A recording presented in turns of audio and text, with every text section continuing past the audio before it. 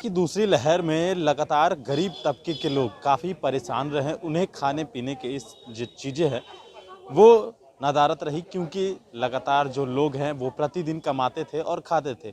लेकिन सेवा ही संगठन भाजपा के द्वारा जो है वो चलाया गया और उसके तहत लोगों में राशन बंटवाया गया। लेकिन हम अभी इस वक्त मौजूद हैं पूर्व सांसद आर के सिन्हा के आवास पे, और यहाँ उनके द्वारा ही जो देखिए कि किस तरीके से लंबी कतार लगी हुई है उनके लिए, जो है गरीब तबके के लोगों के लिए जो है पूर्व सांसद आर के सिन्हा ने राशन मुहैया कराया है और तमाम लोगों को उनके आवास पर राशन दिया जा रहा है। ये कतारें जो आप देख रहे हैं कि किस तरीके से यहाँ सारा चीज़ मौजूद है और ये तमाम लोग यहाँ राशन के लिए कतार में खड़े हैं। आपको बता दें कि जिस तरह से दूसरी लहर आई और दूसरी लहर के बीच तमाम जो गरीब तबके के लोग थे वो काफ़ी परेशान रहे। खाने पीने की चीज़ें हो या अन्य कोई चीज़, उसको लेकर लगातार कहीं ना कहीं परेशानियों का सामना करना पड़ रहा था।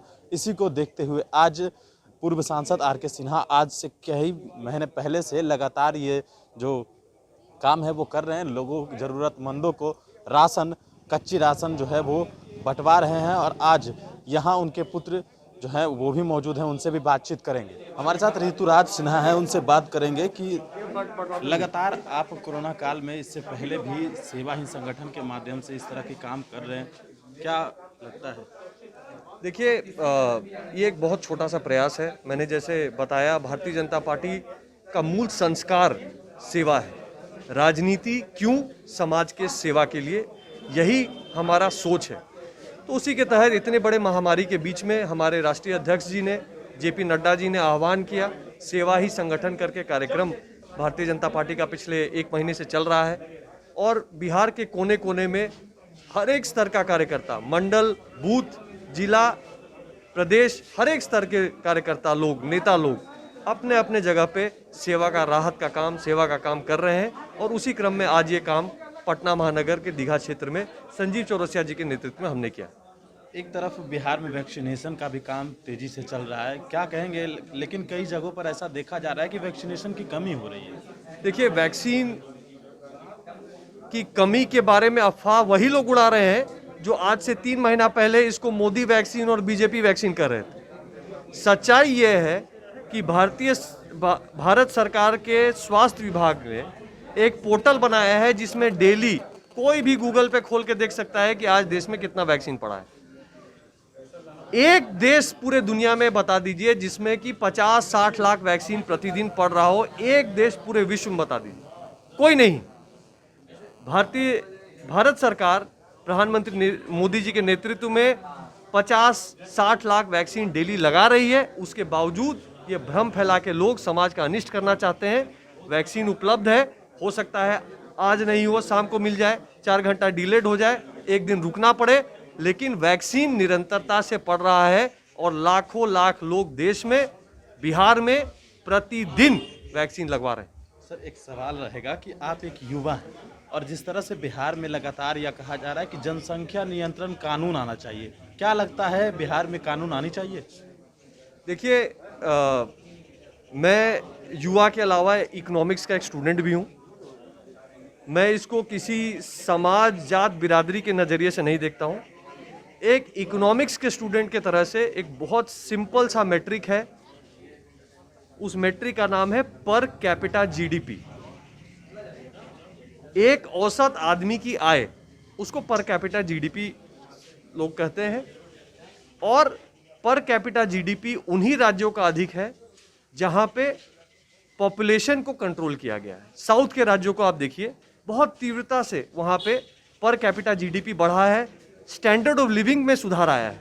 उसका एक बड़ा कारण है कि वहां पे कहीं ना कहीं पॉपुलेशन ग्रोथ को भी एक कंट्रोल समाज ने खुद किया है। तो उसी प्रकार से मैं ये मानता हूं कि कहीं ना कहीं बिहार एक ऐसा राज्य है जिसकी आबादी 12 करोड़ है।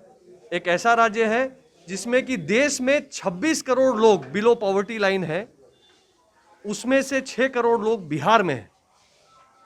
तो बिहार और देश के हर एक पिछड़े जिले को, प्रदेश को, हमको समाज को जागरूक करना पड़ेगा कि कहीं ना कहीं हम पॉपुलेशन को, समाज खुद इसको नियंत्रित करे।